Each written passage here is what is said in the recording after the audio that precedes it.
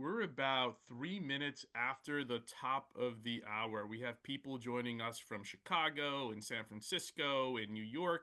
Welcome, everyone. I am Boris Moisten. Welcome to our MLT alumni event brought to you by MLT Startups and Impact Group. Today, we'll review insights from the Customer Success Talent Playbook.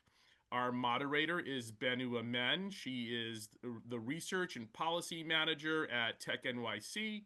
The co-authors of the book are Ejieme Eromosele, who is customer success and growth leader at Quick, startup Swati Garg, founder of Mello Associates, and Kristen Hayer, founder and CEO of the Success League.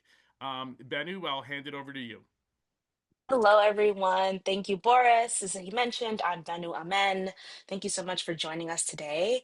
I'm personally thrilled to be moderating this conversation with these three incredible and just awesome leaders who each shaped how we think about talent, leadership, and customer success as a whole. Today's discussion is pretty special because it's centered on their new book, which looks at the people side of growth, right? And so, how companies hire, train, and empower teams, and how professionals can build meaningful, lasting careers in tech and startups specifically.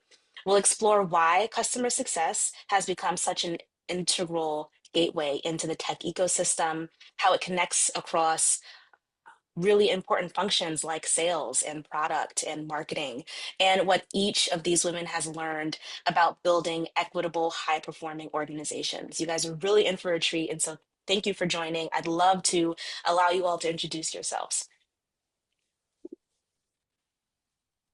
Should we just go in a circle? Absolutely. You could start. Okay, awesome. So, hi everyone. I'm Swati Garg. I'm the CEO of Milo Associates. We focus on revenue recruitment with a big focus in customer success and customer growth roles in North America. And then we also focus on helping companies leverage their internal talent and do some internal mobility. And been doing that for about 9 years. And also run a customer success community here in Chicago. And I'm really excited to be here today. Thank you so much. And an author, which I forget to say that, but that's why we're here, so that's okay. I think I can go next. Great to be here. Hi, everyone. My name is Ejieme Eromosele, and I run customer growth for an early stage company called Quick. We do AI for customer experience. Been in the startup ecosystem now going on 9 years, but started my career out in management consulting and then did a few years running customer experience at the New York Times. I'm also a two-time MLT alum. I did career prep. I believe I was the first career prep class back in 2004. I'm aging myself a bit here. And then I also did MBA prep. So really, really just honored to be back in the MLT ecosystem and giving back in this way.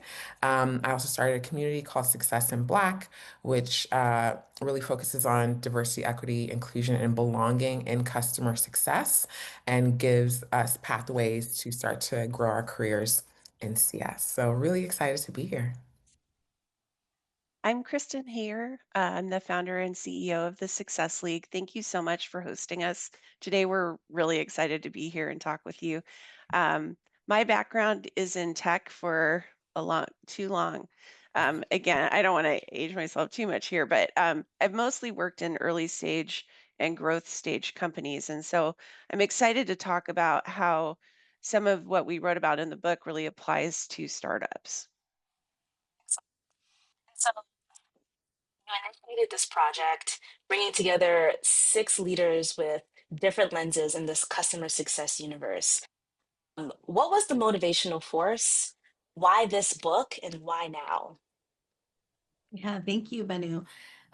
So, it's the world's been crazy the last like 4 to 5 years.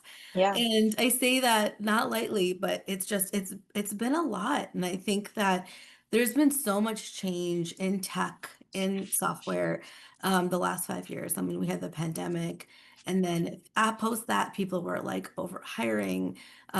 People got really excited about the future, and the last couple of years have been pretty tough in tech. And so there's been a lot of changes. There's been layoffs, money's gotten expensive. People have been like downsizing. There's been so much change. And there's, customer success, and Ejieme is going to talk more about what the function does, but it's another function, in tech that's just not talked about as much as sales or product or marketing. But there are a lot of books about like how to do the function better or how to just level up, but there hasn't been a book on talent. So we've been the leaders in CS. I started recruiting in CS like 8+ years ago. And I figured I should initiate it, since it hasn't been around. Obviously, I wanted to talk about recruitment and talk about just really the challenges around hiring and the job search process, because we really see things at a macro level, but I didn't want to write it alone. And so obviously, I knew these amazing women and these amazing leaders in this space. I had a lot of the topics thought of, but I wanted to bring from an industry lens and consulting lenses that I didn't have. And so that's when I kind of tapped everybody, and I was really lucky that everyone said yes. We started this in November 23. And I say that because thought it was going to be 6 months. I was like, this is the time. Things are changing in tech. It took us 22 months. And and that's okay. Good things take a while. We are very busy. We are leaders. We all have a lot going on. So it took a little bit longer than expected, but we are so proud of what we've created. And I'm going to kind of break down the sections real quick. And obviously, only 3 out of 6 of us are here today, so that's what we'll focus on. But obviously, I wrote section 1 on recruitment and job search, and section 2 is with Baro Bandari. She talked about titles. Section 3 is with Elizabeth Blass on career pathing. Section 4 is with Ejieme Eromosele on fit, and she's going to talk about that today. Section 5 is on community networking with Julie Fox, and section 6 is with Kristen here, and she's going to talk about training. And so the cool thing about the book is every section has this duality perspective of the hiring manager and like the candidate perspective. So it's really, really strong in making sure that each side sees the other. And I think that's missing in a lot of perspectives. And everyone, will eventually hopefully become a manager or leader if they want to be like a people manager. But everyone at some point is a candidate. And sometimes you forget that. And so really, because our business is two-sided, and it's just so hard not to have empathy for me for both sides. Like I'm always have empathy for both sides. And so that was really important for me with this book. And I'm really proud of it. We're really proud of it, and we hope you love it. And I think that's why now. I guess, yeah, if that hopefully answered your question. No, absolutely, absolutely. And I've been reading the book. I got a copy last week, and it's so beautiful to even hear your different voices. I think that's what's super important for a book that's talking about a very critical function within the tech landscape, not just in startups, but the landscape as a whole. And so, thank you. This is an incredible initiative. In Asia May, for people who may be less familiar with customer success, how would you define its role within a modern startup, right? Floppy mentioned this new climate and within hiring and workforce that we're working in. Through that lens, could you give us some insight? Yeah, absolutely. I think it's probably helpful to start with the context that customer success emerged from, and that's in the software as a sales, software as a service model, so SaaS, right? So, in SaaS businesses, you sell a piece of software and the person needs to continue to buy it through a renewal. And then hopefully you add more features and functionality, and then they can spend more money with you by growing and expanding. So in a modern SaaS business, revenue isn't something that it's just earned initially when the contract is signed. It's sort of earned and re-earned every time a customer renews, expands with your product. So that dynamic changes everything. And so, that's where customer success really emerged from. And that's why it's such a critical role. And so, to summarize it, the function is designed to ensure that your customers achieve the results that they were promised when you initially sold it to them. And in doing so, that then for your business makes sure that it's protecting your revenue and growing that recurring revenue, which is the lifeblood of any SaaS business. And so in a modern startup, customer success is not just about keeping the customer happy. It's really ensuring that your business model itself works and that it's sustainable. Because Right. really what customer success teams do, we drive adoption, we drive retention, and we drive expansion. So we really are, a revenue powerhouse for a modern startup and a modern SaaS business. And so, that's those three levers, adoption, retention, and expansion, is really what helps determine a company's long-term growth and long-term valuation, which of course is essential for startups. And so, I think even now, given the context, and Swati mentioned a bit of, what's happening in the world with like, potential layoffs, efficiency. We can't talk about this and not talk about the role of AI, meaning that like people are actually hiring less because AI is taking some of that work. And so the role of a customer success function in SaaS today is even more critical, right? So, we really are leading by, not growing at all costs, but really growing in a more sustainable and capital efficient way. So, really this time is now to think about customer success because it's not just a cost center, it's really the growth engine that the modern SaaS company is using to survive in the current market. Absolutely. And I love when things come in threes. And so adoption, retention, and expansion is an excellent pin for our listeners to kind of keep in their brains during this conversation. And because I want to talk about, we're talking about why it's critical within the tech landscape, but like as an entry point for professionals that may want to segue into tech from a different, you know, kind of profession that they're already in. Can you just talk a little bit about like how it connects to other functions and how people can kind of leverage their skill sets to, you know, I guess help to build that adoption, retention, and expansion? Absolutely. Yeah. I mean, I got into customer success, and I think you'll hear this from a lot of professionals, not even knowing what it was, and not knowing that it was a pathway, but I call it kind of like the positive, like gateway drug into tech for people that, are ambitious, but, also lead with, and I'll give you another three that I like to talk about when it comes to customer success careers. It's Yes, keep the threes coming. yeah. So it's heart, head, and hand, right? And I think the way that manifests is that, like, in terms of head, it represents strategic thinking, right? We have to understand our customer goals, interpret data, and really focus on the so what and the outcomes and tie that to business value for our customers, right? So that's the head part. The heart is that it's people led, right? Like, we have to lead with empathy. We have to focus on relationship building. We have to make sure our customers feel seen, but then also within the internal organizations we're at, we're sort of this nucleus that has to bring all of our resources to bear. And then hands, speaking of bringing those resources to bear, it's about execution, right? Like, we have to help our customers guide adoption. We have to get those projects done. We have to get that product implemented. We have to solve problems and turn those to insights and outcomes. So I love the heart, head, and hand aspect of customer success. I think when people think of early stage or they think of tech, especially for, people that look like me, it's, oh, well, you have to go be an engineer, or, you have to go like learn product. And, for me, it was great to really focus on the kind of go to market side of tech and see that these roles can exist for us as well. No. And I'm so glad you touched on that point. That's what I was hoping one of you would kind of get at is that tech is not just for folks in the technical aspect of the work. It's also the folks that can translate the technology to the people they ultimately want to give it to, which is customers, which Right. brings us back to all of this. And so, Kristen, I'm really excited to bring you into the conversation because you've got this really contextual kind of data aspect I want to drive home. And you've studied how people have entered the CS profession, and you've seen firsthand how diverse those pathways can be. And Yeah. so, what have you observed about the kinds of skills, backgrounds, and, mindsets that someone would coming into this profession would make them successful?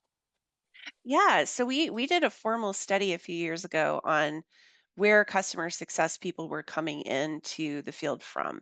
My personal background is in sales, and so my journey into customer success was in being a sales leader, and then customer success happened, and I inherited a small customer success team, and I had to grow it, and then moved on and decided I loved customer success for some of the reasons I'll share in a minute.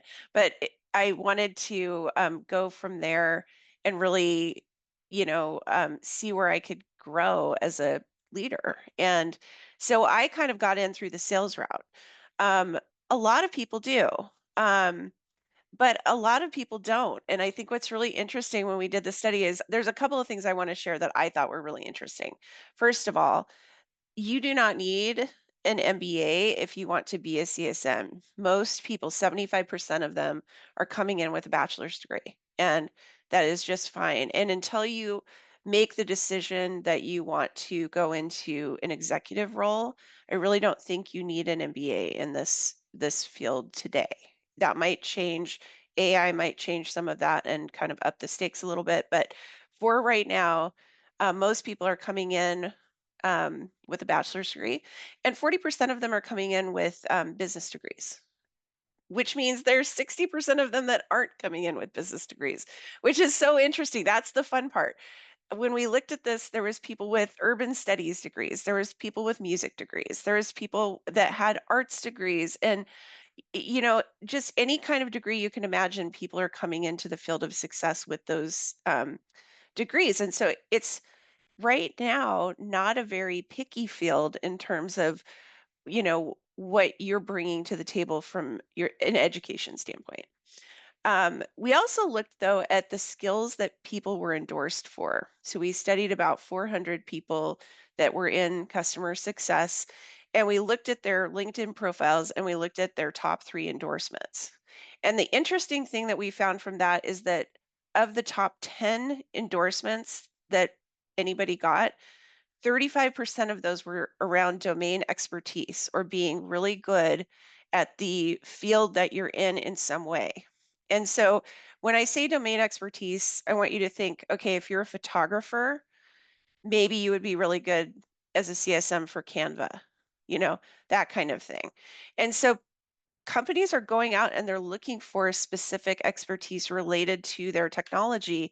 And I think that this gives you a huge opportunity to feature your unique experiences, both in work and outside of work, and have those things be a lead in to certain companies that align with the things that you do. Um, it's so exciting. So those are things I learned from the study. The skills that I think, in my own experience, that I've seen the best CS people bring to the table are first and foremost a real attitude of continual learning. And this is a learning community, so I trust that you all have that attitude, and it's going to really be huge for you if you want to go into CS. I think for a lot of different reasons, you do need to be continually learning because it is a newer field, and it is growing and developing and changing all the time. So you need to keep up with it. Also, though, I think that you have to learn about your customers. You need to be able to learn about your company's product and how that's changing over time. You need to learn how you're going to position your solution in a way that resonates with a customer. All of those things require curiosity and learning.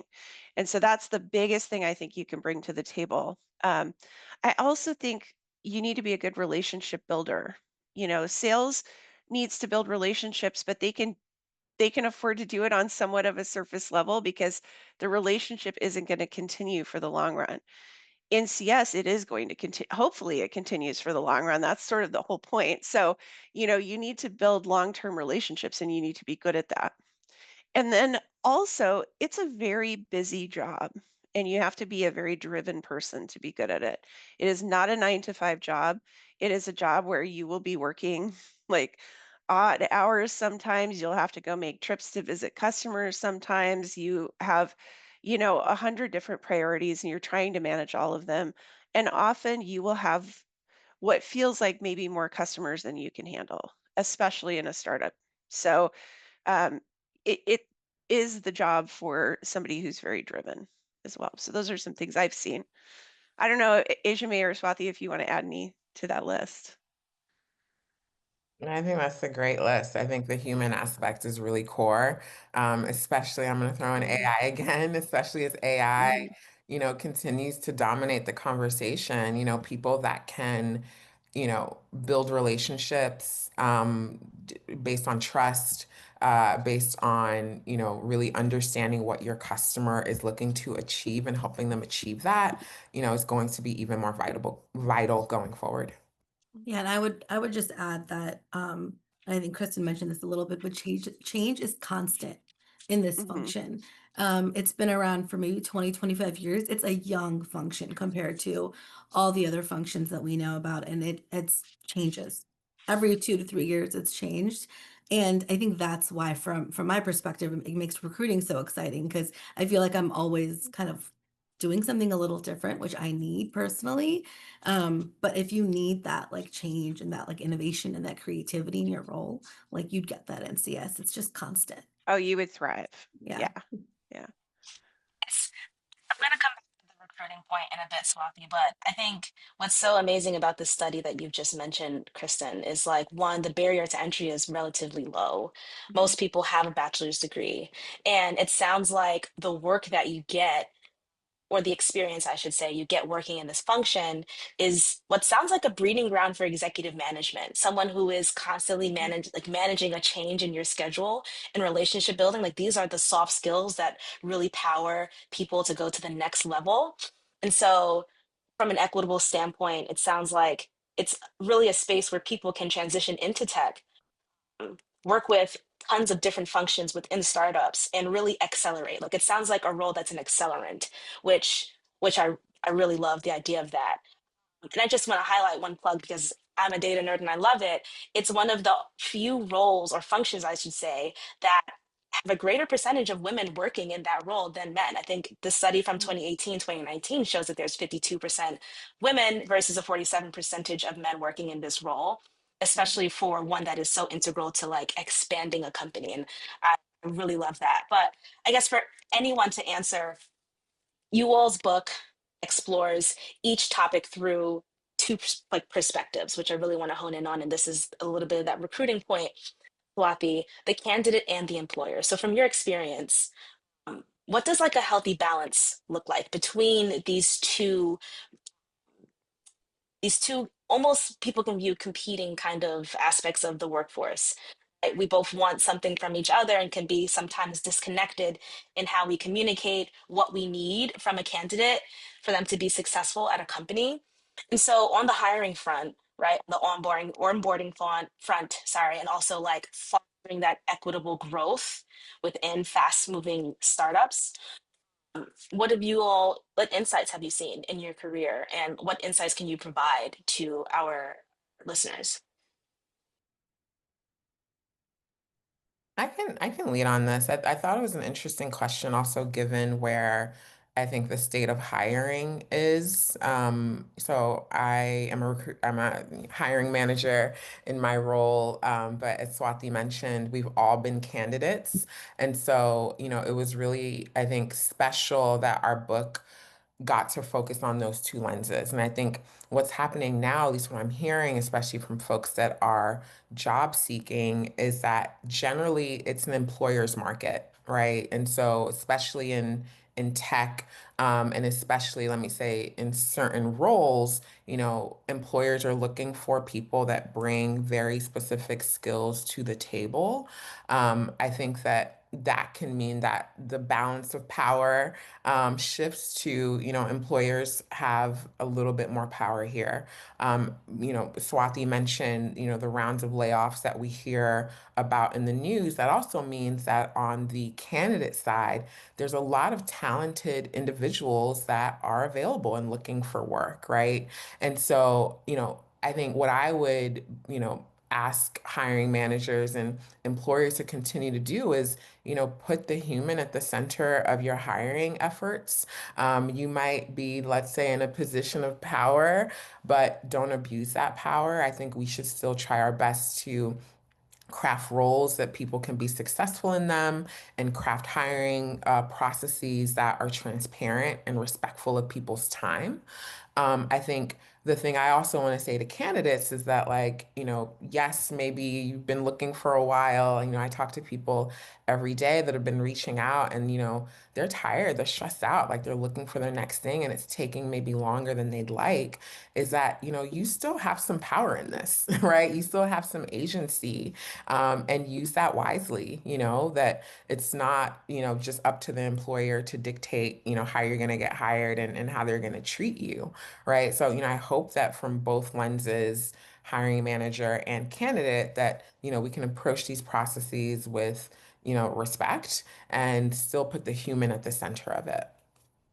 Yeah, for sure. And I would add that I think the I think the biggest like motivation around the duality of the book is really just to I feel like to show a lot of transparency in the entire process, from every angle.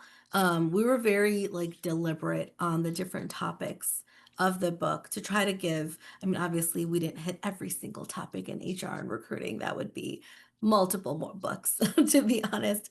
But I think we hit all the main ones to really give a good from like a beginning to end process, and to be really transparent on how each like side is thinking and how they're approaching it and the challenges they're having and how to kind of deal with that and how to pass those challenges with ease and creating a positive experience on both sides. And I think that that's really what we were trying to do and show, and I think we did. There's a question in the chat, Bennu, that was posted a little bit before we switched topics. I think Ejieme was talking about the complementary roles of sales and customer success, and Chiamaka had a question. Her question is, can you go into more detail about the differences between customer success and sales before we move on to the next question? Yeah, thank you, Boris. Do you want me to take that one, Ejieme, or do you want to grab Yeah, it? no, if you want to lead with it, sure. Yeah. I mean, I kind of came from sales. And I know you, Asia, may have been in both worlds too. The way I see it, to kind of boil it all down, and the way we talk about it when we're teaching our classes, is that sales job is to bring in new revenue to the business primarily. That's what the focus will always be and needs to be, because it's really hard to both focus on that and focus on keeping those relationships over the long run. And in a startup, you can probably get away with it for a period of time being the same person, but very quickly those roles need to be split apart. And so, the role of a CS professional is to demonstrate ongoing value over time and to continue to do that in a way that helps to continue to earn the revenue, because the customer doesn't just pay you once up front and have the software. They're paying you forever. And most organizations have now shifted to that, what May was describing earlier, the Mhm. subscription model. And the subscription model means you need somebody helping the customer to see value in the long run. And that's a very strategic role if you think about it that way. It is different than support, it is different than professional services, and it's different than sales. So that's how I think about it. I don't know, Asia May, do you have anything you want to add on that? Yeah, and I think that's a great perspective. I was on a panel with some Forrester people, and they coined the sales as they're the promise makers, and customer success are the promise keepers. And that's kind of like stuck with me because, like, if you Mhm. think about selling something, you're selling a vision. It's like, oh, you want this nice car and you want to look good in this nice outfit, buy this thing. Okay, now I'm buying this thing. Like, am I actually like looking good in this outfit? Am I actually like looking cute in my car, right? And so that's kind of, I think, simply put, like a good analogy of like sales is like Mhm. selling you the vision, making that promise. Customer success is gonna hopefully help you realize that promise. And I think you added to Chiamaka, like in different startup stages. That's actually Mhm. really an insightful distinction as well. So I think at the earliest stages, it is kind of blended. I'll give you the example. My very Hmm. first VP of customer success job, I came in to restructure the customer success team. At that time, the sales folks owned the end-to-end commercial relationship. So they were the ones that like initially sold you that deal. They were the ones that also owned the renewal and they Mhm. owned any expansion. That's because we were really small and we needed teams to kind of like focus on different things. As we started to grow over time, we actually carved out a separate commercial entity called account management. So our new business sales team, all they focused on were net new customers to join. Once they sold that initial deal, then customer success and account manager would own the renewal and the expansion. And so that's also a distinction, is that like you can have account managers, and you've probably heard the hunter versus farmer analogy, right? So the hunters are the people getting the net new big, I don't want to say kill because that's like not good, but the initial meal, let's say. And then the hunters were, growing, cropping account managers, right? So that's another distinction. Depending on the startup stage that you'll start to see more specialized roles, like the distinction between account management, who usually focus on renewals and expansions, versus the initial sales team.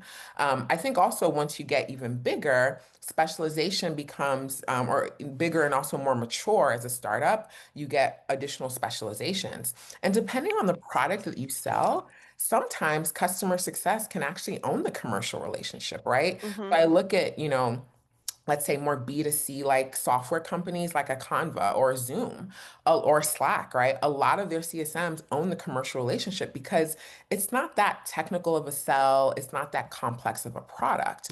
But in the world I'm in, where I'm selling AI to enterprise, our CSMs do not own the commercial responsibility because it's a quite mature and advanced sales process. So there's so many different permutations based on the startup size and scale and maturity and stage they're in, but also on the product complexity that you're selling as well. I hope that answers your question. And I don't think you asked this exactly, but I do want to add that, I mean, both of them gave a really good overview of CS and sales.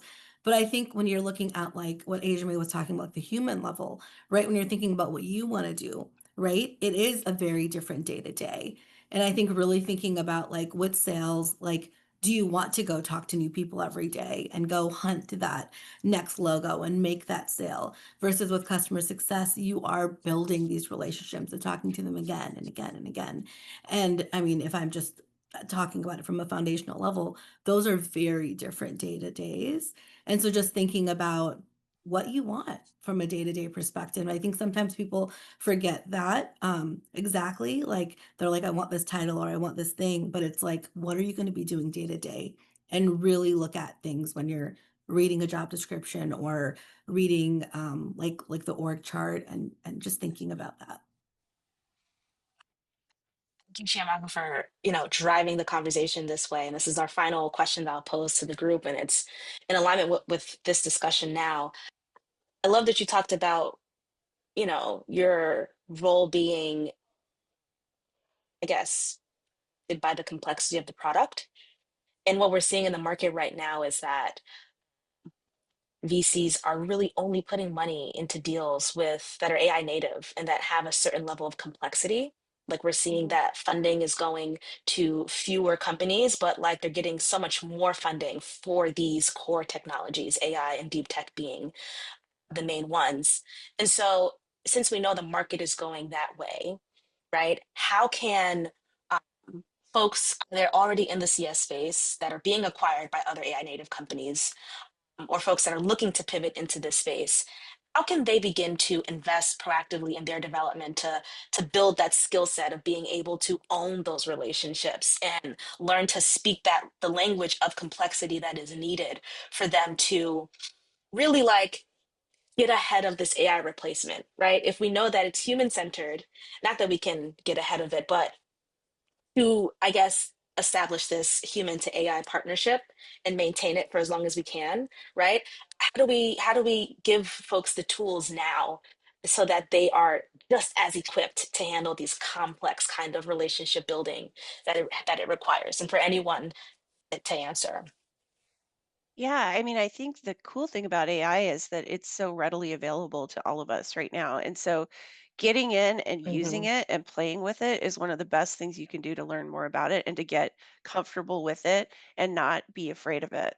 Um, just practice using it. Think about how you can use it. Try using it for different parts of things you do on a daily basis, and you'll find that it's good at some things and not very good at other things. And I could Absolutely. go on all day about the things it's not very good at, but there's plenty of room to still be an amazing customer success professional alongside AI because there are plenty of things it doesn't do well still. and probably won't because it's a very human job. And so, some people have relationships with AI, sort of, I I hear, but I think most people don't really want to have a relationship with a bot. You want to talk to Right. sometimes a person that's really going to help you strategically think through, um, what's going on with your business. And I think AI can help you understand the customer's business. And there's a huge role for it there. There's a huge role for it to help you organize your day better. There's lots of Totally. things, tasks and admin type things you can get off your plate with AI. So I think the big thing I would recommend is just get in there and play with it so you can start to get comfortable around it. That's what it took for me. One of the best pieces of advice I got from somebody is my podcast co-host, and he said, treat it like it's a really smart assistant that doesn't know anything about the real world. And Absolutely. so like he's like just treat it like it's Chad who just graduated from Yale, but he has never worked a day in his life. You have to teach him all of the things that he needs to know about how to operate in the real world. And that's once I started to take that approach, my prompts got better. I Mhm. started to understand the constraints of what it can do. And, you know, so yeah, Chad's my buddy now, but Absolutely. Yeah. I I would don't know. add to, like, we talked about to be in these go-to-market roles for tech and for startups, like you don't have to be technical, as in like I don't need to know how to code like, Python, right? Mhm. However, or let me say, and you do still need to understand the technology, right? Mhm. At a business functional level. So, in ChatGPT, does anyone know what GPT stands for? And does anyone know what a GPT is and does? Right? Large Mhm. language models. Do you understand that they're just like statistical models? Right? So like Right. you still need to, though, at a foundational level, understand like this new AI reality.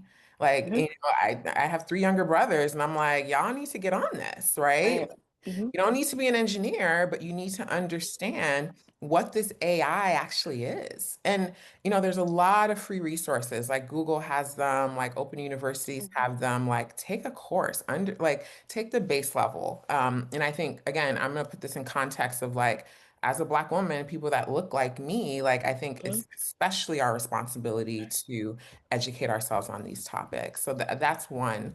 I think as it relates to like, your question around, how do we make sure that like we're like doing the things like, Kristen, I think you got some good advice. I would say just start to build things, right? So a Love friend that. shared with me, Mhm. vibe coding is like, one of the dictionary's word of the year. Right. Like start vibe coding. I mean, I actually haven't shared this with Swati and Kristen yet, but I'm vibe coding one of the frameworks from the book on the FIT framework. Like Oh, I'm cool. building a tool that's like, hey, here's how to plug in information. I'm vibe coding it, right? Like this stuff is like free to do, free to use, like vibe Right. code your own agents. And I think that really helps get you in the hood of like how this stuff works. Yeah, I love that. That is so cool. I want to learn more about that from you, Ejieme. I'm sharing Um, it later. yeah, We have please. another question from the chat. If we want to check in on the chat, I'll have you ask your own question. Hi, everyone. Thanks so much for all the insights you shared so far. So, after breaking down the difference between sales and CS, based on that, when you're hiring for a customer success role, what actually shows that a candidate can think strategically and not just manage the accounts? Because that seems to be a huge difference between the roles. I would say it's really, I guess I can start. I would just say I think it's really about what kind of questions they're asking their customers and their business. And just when you're really thinking about things on a business level, right? Like you don't need, um, you don't need to be super, super technical, right? Like it really depends on the product, but understanding their customer, understanding the pain points, understanding what their day to day looks like. I think just bringing it out from a macro level is super important. I think a lot of probably more junior level CSMs, are really focused on just the product and the renewal and making sure they're hitting their goals. But once you start talking to a customer about what their goals are and how to make it their life easier, you're being more strategic. And so when I'm talking to candidates, when I'm asking them for examples, I'm asking them like, how are they working with their customers? What problems are they solving, right? So it's really so I can get an understanding of that from a high level. It's really just how you're thinking about things more than anything, in my opinion. Yeah, I would add, yeah, the business acumen, and I think that that's what you're hitting on to Swati here is, one of the things that for me when I'm interviewing folks for a CSM role is, can they articulate like, you have a current job, right? We've all done some sort of work, right? How do you even talk about the work that you've done and the business that you've supported, right? How do you summarize like, oh, this is the type of company, this is their business model? So I would think, how do you inject business acumen? And so for like our world that we live in, at the end of the day, and with any software really, you buy software to either save money or make money, right? Can you articulate how your software and how this product actually does that? So with me and my CSMs every day, we actually just got off a call earlier today. And our customers asking us like, the reason why I bought this piece of software is to show that I can reduce my cost per order, right? They're a large furniture Yeah. company. We're doing all this digital messaging and AI to help them reduce, like someone places an order, it costs a lot to serve that order. We want to reduce like how much it costs to serve that order. Like, and now I'm working with the CSM to like model out, like, how are we going to show that? So like, can you apply that level of like business acumen to understand how this tool, how this product or service is going to help your end customer make money or save money? And then I think once you start like moving up into the leadership ranks, then it becomes can you apply that same business acumen to your job? So how do I help my company as a leader in this organization make more money and save more money as we do that, right? So then it becomes a conversation of like, am I understanding the dynamics of what a renewal looks like? Can I forecast accurately? And then can I manage costs? Like, am I not just like throwing humans at the problem? Can I think I'm going to throw in AI again about how I'm leveraging AI to actually like, be more efficient in the way the business operates? And so that's how I would start to evaluate like, can a candidate think strategically? Is how are they articulating their business acumen as it relates to how they work with the customers, but then also how you apply that to the internal dynamics of the business as well. I hope that answers your question. And one That's thing good for me. I wanted to say this about AI earlier, but Ejieme definitely does not. She's way ahead of the curve here with AI here. But people that are using AI are going to surpass people that are not using AI, right? AI is not going to replace us. It's going to replace the people that aren't experimenting with it and aren't doing anything with it. And so my tip was going to be just ask people how they're using it. Because if you don't know where to start, and you're like, I don't know what task is going to make this easier.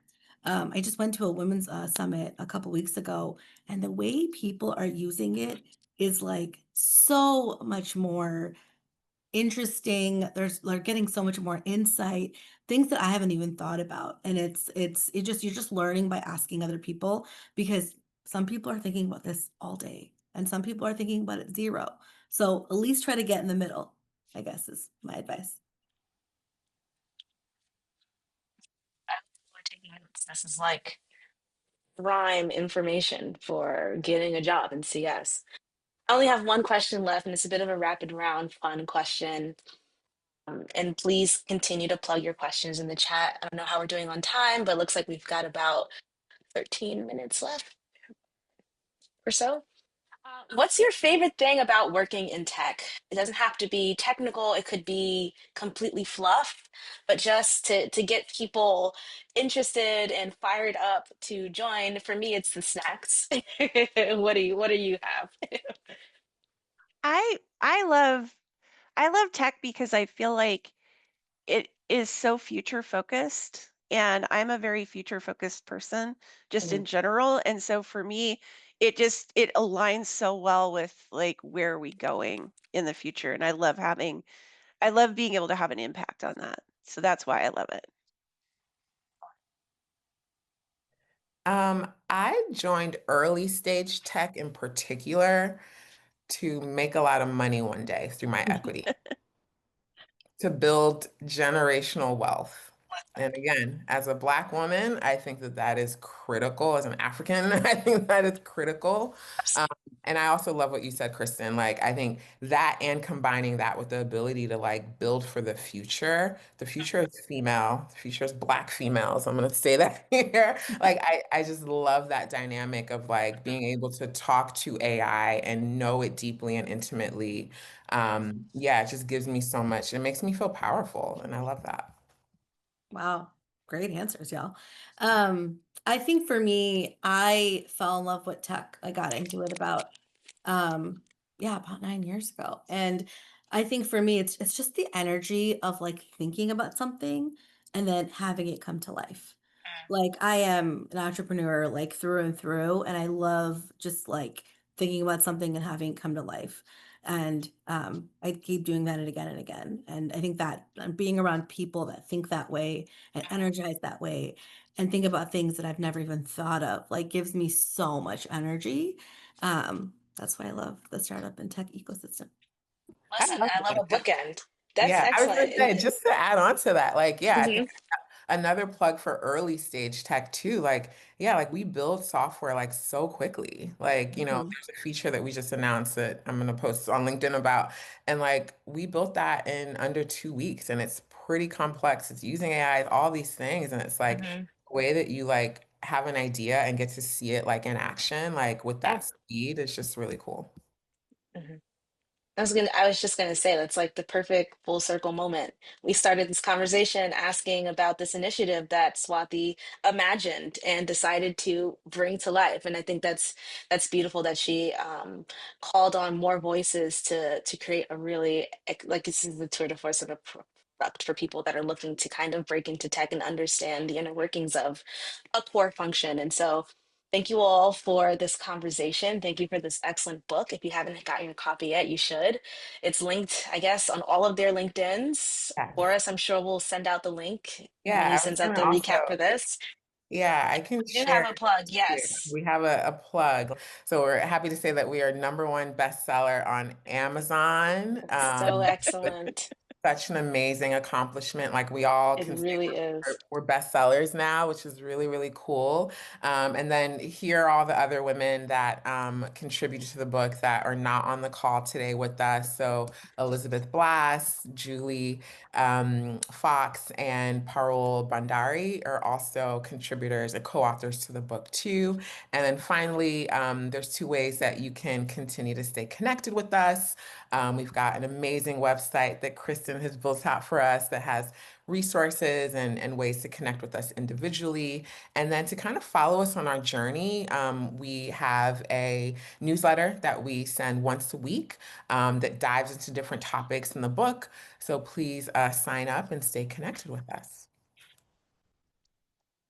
Congratulations, bestsellers. That is so epic and It's very pretty well deserved. exciting. It is. Because this launched when? Like a couple of months ago? Yeah. Uh, And we're bestsellers That's in huge. 5 categories, Wow. yeah. which is really cool to say. Looking forward to whatever party you all throw because I'd love to be invited to bask in We need this. to do a New York party. We've not You Yeah. done really New York. should. I'd fly out for a New York party. That would be fun. Yeah, we already did It's like Chicago. We we've got to hit up reached a all the cities. consensus. Excellent. If there aren't any more questions, I'm sure you can connect with them on LinkedIn, ask your questions directly. Yeah. Thank you for this, Boris. So excellent to be part of this conversation and for you to create a space for people to really talk about this stuff because the the market is shifting and the world is changing and we all should be informed and aware of the agency that we have to keep ourselves embedded in this. Let's keep tech human and forward thinking. So this was great. Swati, Kristen, Ejieme, thank you so much for coming on today and sharing about your book.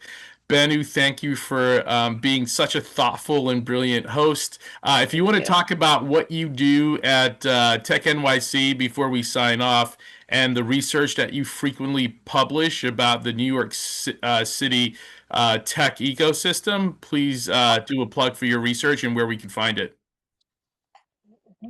My research on Tech NYC's website. I can plug the link here, but essentially, I track metrics across New York City's tech ecosystem, everything from VC funding to job metrics to now real estate and the physical tech imprint or footprint that exists in the city. We're really looking at one, how do we connect tech leaders to policy, and what are the ways we need to communicate the tech ecosystem in New York and the value of it to political leaders to ensure that policy is one being created with tech in mind so that we can continue to innovate. But I'm always plugging in what's the equitable lens here to ensure that folks like me, folks like Ejieme, folks like Swati and Kristen have, are able to really thrive in that space. And so I create a quarterly dashboard. This year it's an H1, H2 dashboard. The second iteration goes out in a couple of weeks. And you can see a roll up of the first one that went out in June at the Tech NYC website. I'm also on Substack talking about tech mindset and creativity. I publish weekly and I'm really just asking that question like all of our panelists, discussed what's something that I can create, what's a solution that I can create that will solve like a problem that is dear to my own community. And so thank you, Boris. Thank you for the plug. And I'll catch you on my next, report, I guess. Great. So thank you all. Appreciate it. Thank you, Emerald Tears, for coming out. Looking forward to touching base with you soon. And buy the book. Have a nice day.